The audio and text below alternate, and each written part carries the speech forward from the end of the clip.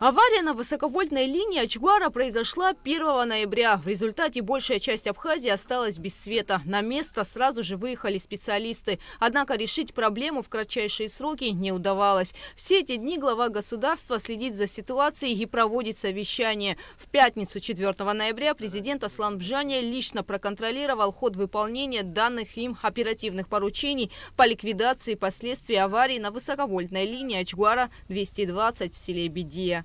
Согласно вашего поручения, мы с коллегами из российской стороны проработали возможность обеспечения поставок электроэнергии из Российской Федерации для проведения капитального ремонта высоковольтной линии ВЛ Ачгуара. И, соответственно, изначально график был определен с 1 октября по 15 ноября, но по объективным, независящим от нас обстоятельствам, было введено ограничение по времени поставок до 1 ноября. Но с условием того, что этот коридор нам чуть позже будет предоставлен. Соответственно, к этому вопросу мы вернемся чуть позже. ВЛ Ачгуара обеспечивает электричеством немалую часть Абхазии, однако ее пропускная способность очень низкая, поэтому воздушная линия нуждалась в ремонте. В октябре 2022 года были начаты работы по замене линии электропередачи. За месяц из 32 километров было заменено 24 километра провода, осталось еще 8. Это первая основная причина сложившейся ситуации. Вторая основная причина связана была с тем, что у нас фактически не оставалось времени для полноценного тестирования уже проведенной ремонтных работ на линии и то, как линия будет работать уже в эксплуатации. Соответственно, мы в экстренном режиме запускали уже отремонтированную линию. И поэтому возникали серьезные проблемы с подачей электроэнергии, потому что необходимо было устранить проблемы, которые возникали в процессе ее эксплуатации. Все это время практически круглосуточно сотрудники Черноморэнерго во главе с руководителем Зурабом Багапш находятся на месте аварии. Для того, чтобы осуществить пусконаладочные работы, сколько нужно было времени? Мы изначально, тот график, который был, первоначально, если бы Черноморэнерго делала бы все своими силами, это бы заняло до 3 месяцев. Поэтому после переговоров с российской стороной были приглашены также бригады из России для того, чтобы уложиться в меньший срок. Соответственно, срок был определен 1,5 месяца, и мы, в принципе, в него укладывались, потому что и погодные условия помогали, они играют не последнюю роль. Был обеспечен переток, мы работали, но, к сожалению, действительно, последние 2 недели мы не смогли доработать. Это как раз был период окончания работы, пусконаладочных работ. После того, когда переток был прекращен, линия была запитана, и по мере роста нагрузок начали выявляться те проблемы, которые должны были быть ликвидированы в процессе пусконаладочных работ. Поведение самого троса, провода, который был сделан, выявило его некоторые нюансы в работе. В частности, мы, когда новый провод смонтировали, его натягивали в соответствии с его характеристиками для того, чтобы обеспечить соблюдение габаритов, который должен быть на данной линии.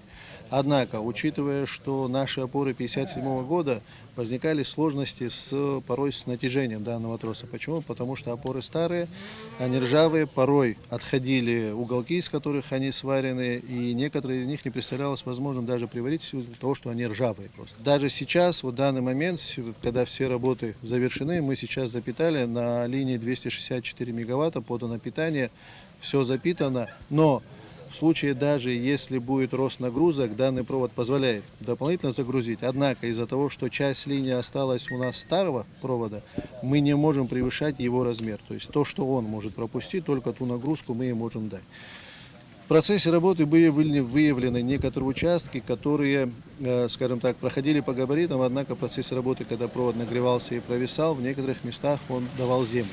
Срабатывала защита, из-за чего линия отключалась. На данный момент можно сказать, что необходимо будет провести ряд дополнительных работ для того, чтобы, скажем так, привести в полное рабочее нормальное состояние данную линию Ачгуара, потому что эта разница, которая есть старого провода, который висит, и нового провода, она может сыграть, скажем так, различную роль. Поэтому необходимо вопрос добивать, желательно нам по возможности вывести ее в ремонт, доделать все те работы, которые изначально были намечены, после этого линия будет работать в штатном режиме. Какие меры в ближайшее время, в ближайшие часы и дни предполагается предпринять для того, чтобы обеспечить устойчивую поставку электроэнергии для населения, для граждан. Значит, предварительно по вашему поручению проводятся переговоры уже в течение нескольких дней с российской стороной.